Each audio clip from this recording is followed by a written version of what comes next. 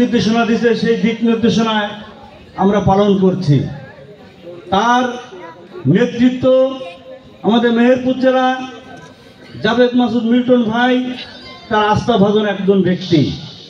আপনারা দেখেছেন 2018 সালে ধানের শীষের প্রতীক সে পেয়েছিল। সেখানে আমাদের প্রিয় নেতা নির্বাচনে অংশগ্রহণ করেছিল, কিন্তু এই স্বৈরাচার সরকার রাতে দিনের ভোট রাতে দিয়ে সব শেষ করে দিয়েছে। আজ তারা কোথায়? তারা কি বলেছিল, আমরা 41 সাল পর্যন্ত ক্ষমতায় থাকব। কোথায় গেল সেই 41 সাল?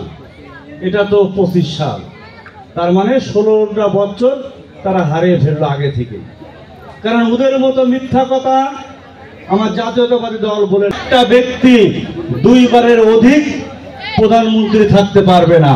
31 দফা দাবির ভিতরে পরিষ্কার সে জানিয়ে দিয়েছে যে প্রধানমন্ত্রী একটা ব্যক্তির 2 টার্ম থাকবে, তারপরে আরেকজন আসবে। 31 দফা দাবির ভিতরে সুন্দর করে আপনাদের হাতে কাগজ আছে দেখেন, সেখানে বলে দিয়েছে। তাই আপনাদের বলতে চাই, আমাদের নিপীড়ন চালিয়েছে আপনারা সবাই দেখেছেন। আমরা গাংনী পৌরসভায় বসবাস করি, আমরা বাড়িতে ভাত খাই, বাজারে এসে কুলি ফেলি। সব সময় আমরা বাজারে থাকি 24 ঘন্টার ভিতরে প্রায় 22 ঘন্টা, 4-5 ঘন্টা আমরা বাড়িতে ঘুমাই। এমন একটা দিন গিয়েছে আমরা বাজারে বসতে পারিনি, চার দোকানেও যেতে পারিনি, পাড়ার ভিতরে লুকিয়েও আমাদের চা খেতে হয়েছে। সেই স্বৈরাচার যে আওয়ামী লীগ, তাদেরকে সাথে নিয়ে আজ যারা বহুদিন দেখেছেন আপনারা 17টা বছর যাদের আন্দোলন সংগ্রামে মিছিলে মিটিংয়ে তাদের দেখিনি, সেই দল এখন আওয়ামী লীগের সাথে নিয়ে আমাদের প্রতিপক্ষ হিসাবে নির্বাচন করতে চায়। ধিক্কার জানাই এই দলকে। আপনারা কি করেছেন? আপনারা তো আন্দোলন সংগ্রামে ছিলেন না, আওয়ামী লীগের সাথে আঘাত করে আপনারা চলেছেন।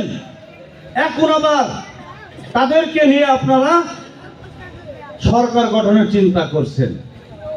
সে বুড়ে বালি ভাই সেই দিন আর এখন বাংলাদেশে নাই।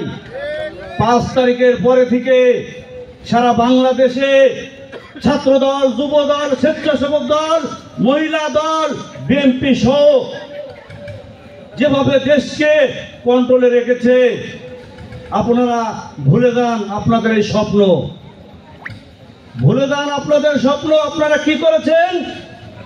আমরা আন্দোলন সংগ্রামে ছিলাম, আর আপনারা কি করছেন?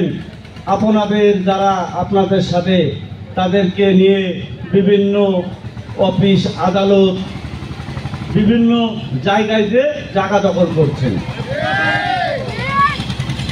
আমরা সাধারণ মানুষের জন্য আমাদের প্রিয় নেতা আলহাজ জাভেদ মাসুদ মিল্টন দিনরাত পরিশ্রম করে কাজ করছে।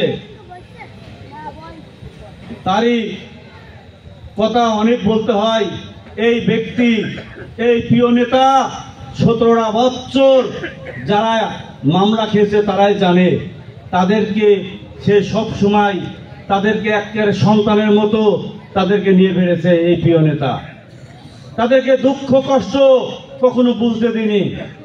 আমি আমার ব্যক্তিগত কথা বলতে চাই, আমার মামলা 19টা, 4 বার খেটেছি জেল, কিন্তু জেল খেটেছি, মামলা খেয়েছি, আমার ব্যক্তিগত 4 আনা পয়সা আমার খরচ হয়নি। সমস্ত খরচ জেলের ভিতরে টাকা দিতে মিল্টন সাহেব, মামলায় থেকে জামিন করেছে মিল্টন সাহেব। সব সময় সে সারা গাংনী থানার আমার বিএনপি নেতা কর্মীদের দেখে রেখেছেন।